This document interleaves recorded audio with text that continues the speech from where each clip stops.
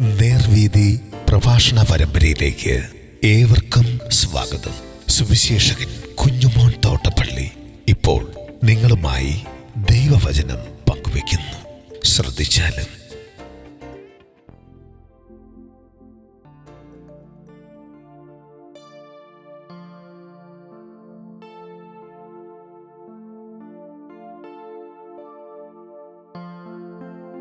സ്നേഹവും കൽപ്പനയും.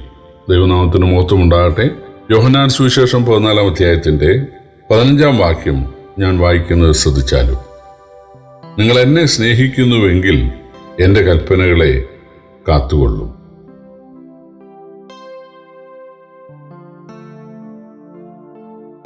കർത്താവായ യേശുക്രിസ്തു കർത്താവിനെ തന്നെ അനുസരിക്കുന്നതിന് നമുക്കുണ്ടായിരിക്കേണ്ട മനോഭാവത്തെക്കുറിച്ചാണ് ഇവിടെ പറയുന്നത്. എന്നെ സ്നേഹിക്കുന്നുവെങ്കിൽ എൻ്റെ കൽപ്പന പ്രമാണിക്കും. ലോക ചരിത്രത്തിൽ ആളുകൾ യേശുക്രിസ്തുവിനെ അനുസരിച്ചിട്ടുള്ളത് തീർച്ചയായിട്ടും യേശുവിനെ സ്നേഹിച്ചതുകൊണ്ടാണ്.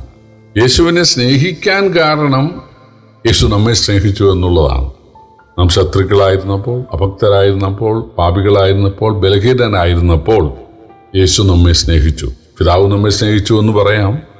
തൻ്റെ ഏകജാതനായ പുത്രനെ വിശ്വസിക്കുന്ന ഏവനും നശ്വരത്വവും പ്രാപിക്കേണ്ട ദൈവനെ നൽകുവാൻ തക്കവണ്ണം ലോകത്തെ സ്നേഹിച്ചു. പിതാവ് സ്നേഹിച്ചതുപോലെ തന്നെ പുത്രനും നമ്മെ സ്നേഹിച്ചു. പരിശുദ്ധാത്മാവും നമ്മെ സ്നേഹിച്ചു.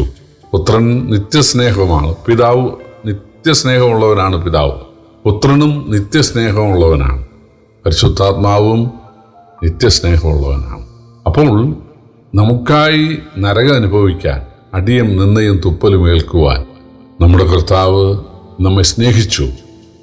ആ സ്നേഹം ഉൾക്കൊണ്ടുകൊണ്ടാണ് ആളുകൾ എന്ത് ചെയ്യുന്നത്? കർത്താവിനെ അനുസരിക്കുന്നത്, കർത്താവിൻ്റെ കൽപ്പനകൾ കാത്തുകൊള്ളുന്നത്. ഈ സ്നേഹമില്ലാതെയും അനുസരിക്കാനായിട്ടൊക്കെ സാധിക്കും. എഫേസോസ് സഭയെക്കുറിച്ച് വെളിപ്പാട് പുസ്തകം 2-ാം അധ്യായത്തിൽ എഴുതിയിരിക്കുന്നത്, നിങ്ങളുടെ പ്രയത്നവും പ്രവൃത്തിയും സഹിഷ്ണുതയും കൊള്ളരുതാത്തവരെ സഹിച്ചു കൂടാത്തതും അപ്പോസ്തലന്മാർ അല്ലാതിരിക്കുക അപ്പോസ്തലന്മാരെന്ന് പറയുന്നവരെ കള്ളന്മാരെന്ന് കണ്ടതും നിക്കോലോവയുടെ നടപ്പ് പകയ്ക്കുന്നതും ഒക്കെ ഞാൻ അറിയുന്നു. പക്ഷേ നിങ്ങളുടെ ആദ്യ സ്നേഹം വിട്ടുകളഞ്ഞു എന്നൊരു കുറ്റം നിങ്ങളെക്കുറിച്ച് പറയാനുണ്ട്. നിങ്ങൾ വീണിരിക്കുന്നു. നിങ്ങൾ ഏതിൽ നിന്ന് വീണിരിക്കുന്നു എന്ന് ഓർത്ത് നിങ്ങൾ മടങ്ങി വരിക, എന്നിട്ട് എന്നെ സ്നേഹിക്കുക. അപ്പോൾ സ്നേഹമില്ലാതെയും ഒരു ചടങ്ങെന്നുള്ള നിലയിൽ കൽപ്പനകളൊക്കെ അല്ലെങ്കിൽ ആചാരങ്ങളൊക്കെ അനുഷ്ഠിക്കാനായിട്ട് സാധിക്കും. അതല്ല കർത്താവ് ആഗ്രഹിക്കുന്നത്. 10 കൽപ്പന നൽകുമ്പോൾ ദൈവം പറയുന്ന ഒരു വാക്കും ഇതുതന്നെയാണ്: എന്നെ സ്നേഹിച്ച് എൻ്റെ കൽപ്പനകളെ പ്രമാണിക്കുന്നവർക്ക് 1000 തലമുറ വരെ ഞാൻ ദയ കാണിക്കും. അപ്പോൾ നമ്മൾ കുറെ ചടങ്ങുകൾ ചെയ്യണം എന്നല്ല. പെരുന്നാളിൻ്റെ ചടങ്ങുകൾ, യാഗങ്ങളുടെ ചടങ്ങുകൾ, ദശാംശത്തിൻ്റെ ചടങ്ങുകൾ, അതുപോലെ ഉപവാസത്തിൻ്റെ ചടങ്ങുകൾ, ഇതൊക്കെ ചെയ്യണം എന്നല്ല കർത്താവ് ആഗ്രഹിക്കുന്നത്. പക്ഷേ കാലങ്ങൾ കുറെ കഴിഞ്ഞപ്പോൾ ഇത് വെറും ചടങ്ങായി മാറി. യാഗങ്ങളൊക്കെ വെറും ചടങ്ങ്. അതുകൊണ്ടാണ് ദൈവം ചോദിക്കുന്നത്, ഞാൻ കാളകളുടെ മാംസം തിന്നുമോ, ആട്ടുകൊറ്റന്മാരുടെ ചോര ഞാൻ കുടിക്കുമോ എന്ന് ചോദിക്കുന്നത്. അപ്പോൾ അവര് ഇത് ദൈവത്തിനായിട്ട് യാഗം കഴിക്കുന്നത് ദൈവത്തിനായിട്ട്, ദൈവത്തിന് ഏതോ ആവശ്യമുള്ള ഒരു കാര്യം എന്നുള്ള നിലയിൽ കണക്കാക്കിയാണ് അവർ ഇത് ചെയ്തിരുന്നത്. അല്ല, എൻ്റെ പാപത്തിൻ്റെ പരിഹാരത്തിനായിട്ട് ആണ് ദൈവം ഇത് കൽപ്പിച്ചത്. എൻ്റെ നന്മയ്ക്ക് വേണ്ടിയാണ്. ശബത്ത് ദൈവം നൽകിയത് മനുഷ്യന് വേണ്ടിയാണ്. പക്ഷേ അത് ദൈവത്തിന് വേണ്ടി അവരാചരിക്കാൻ തുടങ്ങി. അതുപോലെ ദശാംശം കൊടുക്കുന്നത് അത് ദൈവത്തിന് ഏതോ വലിയ അത്യാവശ്യം ആയിരിക്കുന്നു എന്നൊരു ചിന്തയിൽ അല്ല. അത് ദൈവത്തോടുള്ള വിധേയത്വ നിമിത്തം നമ്മൾ ചെയ്യുന്നതിനാൽ നമ്മളുടെ അനുഗ്രഹത്തിനായിട്ടാണ്. അതുപോലെ ഉപവാസമായാലും ഒക്കെ ദൈവത്തിനായിട്ട് ചെയ്യുകയാണ്. അതെല്ലാം ദൈവം നമുക്കായിട്ടാണ് തന്നിട്ടുള്ളത്. തീർച്ചയായിട്ടും ദൈവം നമ്മെ സ്നേഹിച്ചു. കർത്താവായ യേശു നമുക്ക് വേണ്ടി ഒരു ചോരക്കുഞ്ഞായി പിറന്നു വീണു. അവിടുന്ന് ദാരിദ്ര്യവും ബുദ്ധിമുട്ടും സഹിച്ചുകൊണ്ട് ജീവിച്ചു. അവിടുന്ന് ഉണ്ണാനും ഉടുക്കാനും ഇല്ലാത്തവനായിട്ട് ശിഷ്യന്മാരുടെ കൂടെ നടന്നും ഒക്കെ ജനങ്ങളുടെ മധ്യേ സുവിശേഷം അറിയിച്ചു. പക്ഷേ യേശുവിനെ തെറ്റിദ്ധരിച്ച ആളുകൾ യേശുവിനെ കൊല്ലാനൊരുങ്ങി. പക്ഷേ അത് യേശുവിൻ്റെ യാഗമായിരുന്നു. അത് യേശു പറഞ്ഞിട്ടുണ്ട്. താൻ അടക്കപ്പെട്ടു, മൂന്നാം നാൾ പറഞ്ഞതുപോലെ ഉയർത്തെഴുന്നേറ്റു, സ്വർഗാരോഹണം ചെയ്തു.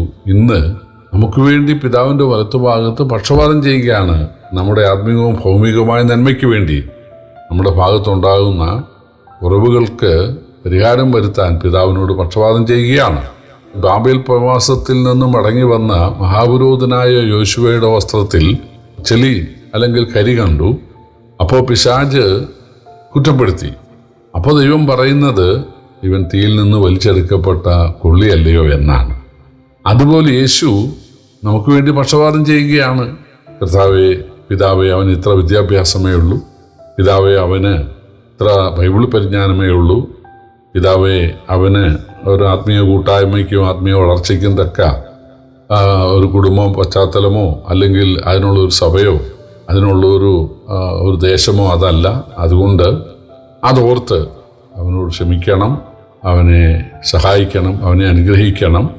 അതുപോലെ അവൻ്റെ ആവശ്യങ്ങളിൽ ഭക്ഷണം അവനെ സഹായിക്കാൻ വേറെ ആരുമില്ല, അതുകൊണ്ട് അവനെ സഹായിക്കണം. അങ്ങനെ ആത്മീകവും ഭൗമികവുമായ നമ്മുടെ കാര്യങ്ങൾക്ക് വേണ്ടി യേശു പിതാവിൻ്റെ വലത്തുഭാഗത്ത് നമുക്ക് വേണ്ടി സദാ പക്ഷപാതം ചെയ്തുകൊണ്ട് ജീവിക്കുകയാണ്.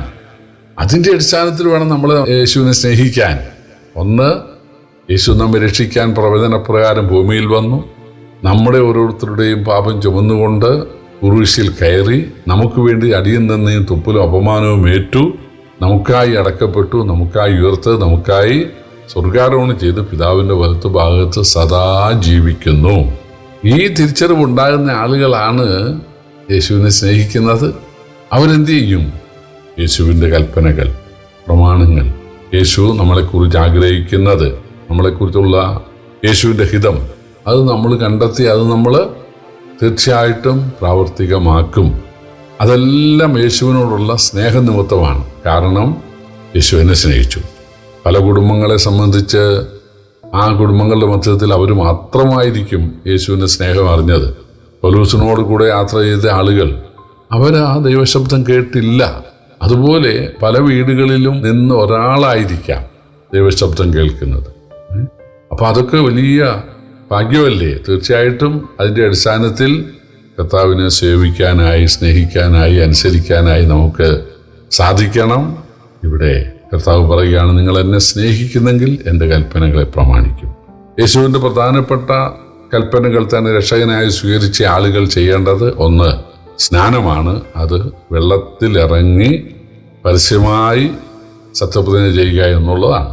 എന്ന് പറഞ്ഞാൽ യേശുവിന് പരസ്യ ശിഷ്യരെ മതി, രഹസ്യ ശിഷ്യന്മാരെ വേണ്ട, രഹസ്യ ക്രിസ്ത്യാനികളെ വേണ്ട. യേശു പരസ്യമായിട്ടാണല്ലോ നമുക്കായി യാഗമായത്. അതുകൊണ്ട് ആ യേശുവിനെ സ്നേഹിച്ച് പരസ്യമായി വെള്ളത്തിൽ മുങ്ങി സ്നാനപ്പെടണം.